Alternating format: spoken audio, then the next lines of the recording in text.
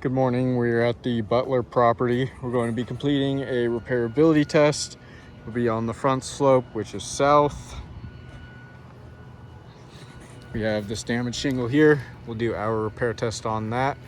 See how it affects all of the surrounding shingles.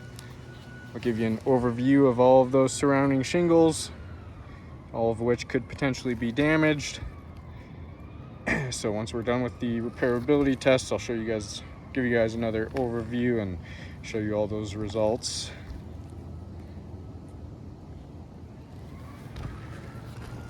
For my tools, I'll be using a roof snake, flat bar, putty knife, and hammer.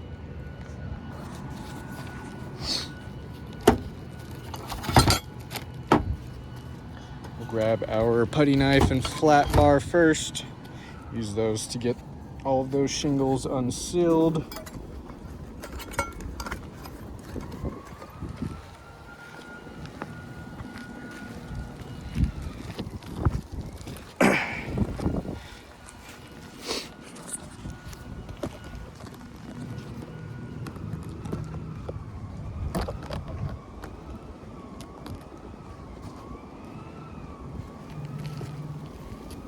Alright, we'll get started with the putty knife. We'll use that to unseal the top shingle.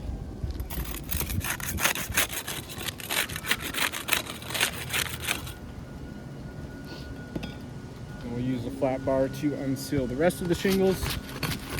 See how those two different tools affect the shingles differently.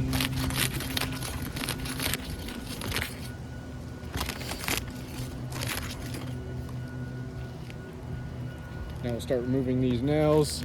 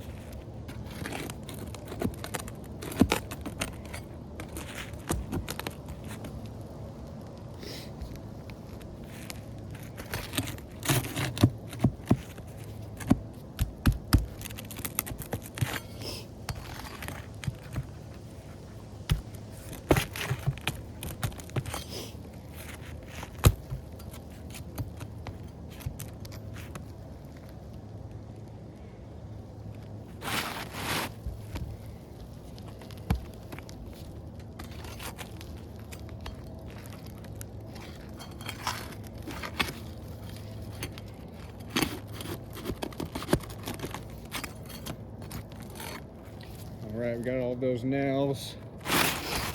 Got that damaged shingle out. Set that aside and get a new shingle.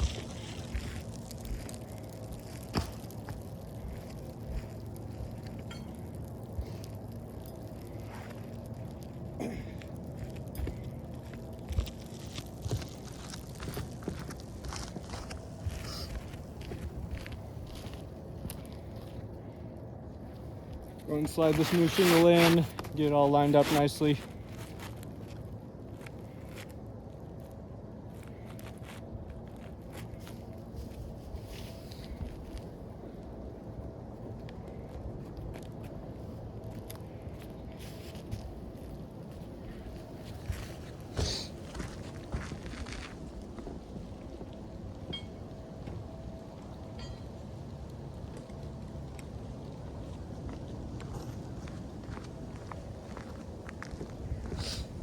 We'll start getting some nails back in there.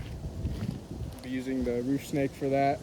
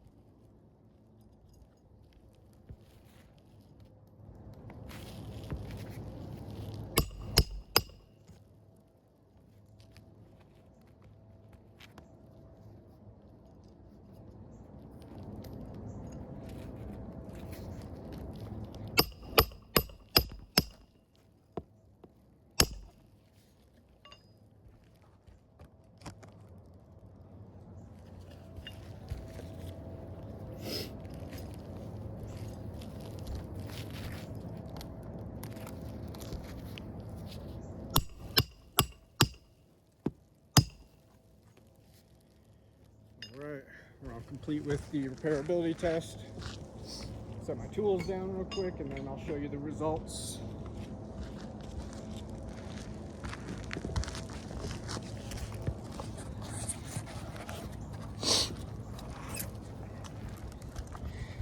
Okay, I'll give you another overview of all of those surrounding shingles.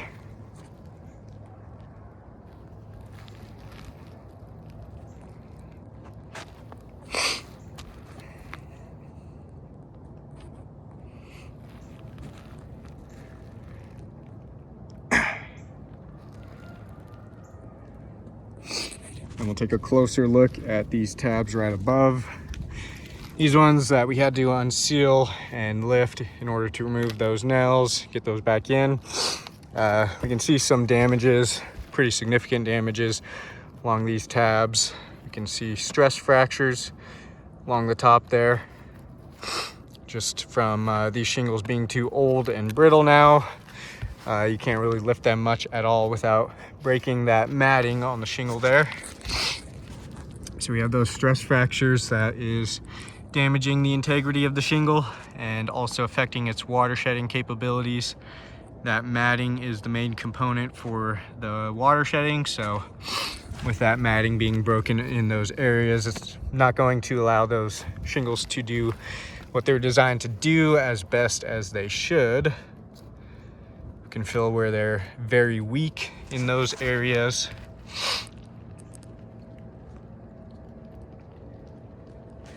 And I just want to give you a side view of those as well.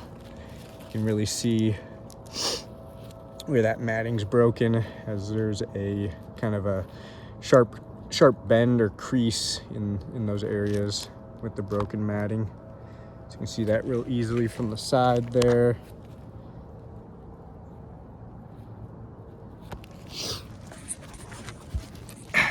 We got stress fracture along this one.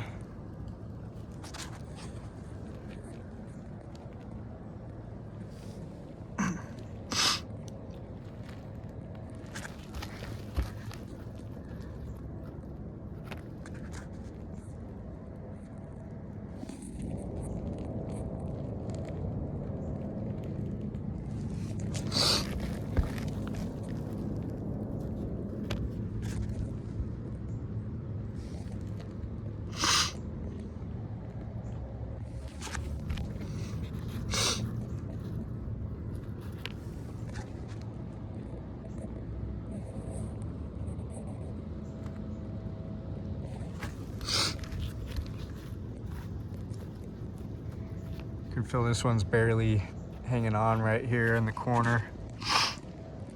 That matting is just very weak, very broken. You can see that from the side as well. You can see where the very top of the shingle there is still flat, while the rest of the shingle is being lifted. You can see where it's broken, that matting there, which allows that shingle to do that. So we got that stress fracture as well. We got stress fractures along every single one of those tabs. And then I believe we had quite a bit of mat transfer along this one. See all of that mat transfer, leaving quite a bit of exposed fiberglass thrown through the bottom of that tab. Check for mat transfer along the rest of these.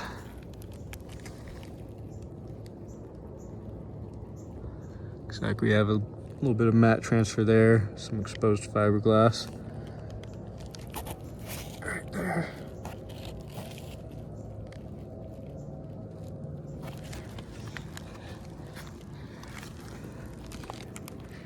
More mat transfer.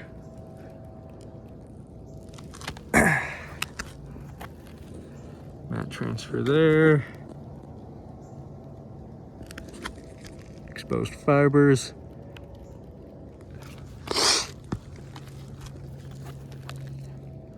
More mat transfer. Mat transfer there as well. So it looks like we can see mat transfer along each one of these tabs as well. Except this one doesn't look too bad with the mat transfer.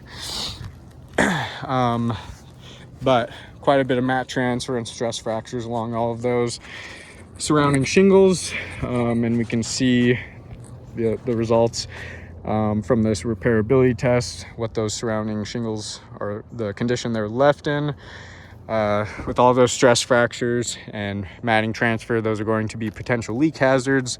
Due to those damages, we can see an additional 1, 2, 3 shingles there that are additionally damaged from repairing this one wind damage shingle. And so with that being said, I do not believe that repairs are feasible to this roof. As we can see, the wind damage is all over. Got some over there, this one here, got that one there. So if repairs were to be made, all of those areas would have surrounding shingles looking like this, leaving them with potential leak hazards all over their roof wherever there are repairs needing to be made. So I do not believe that this roof is repairable.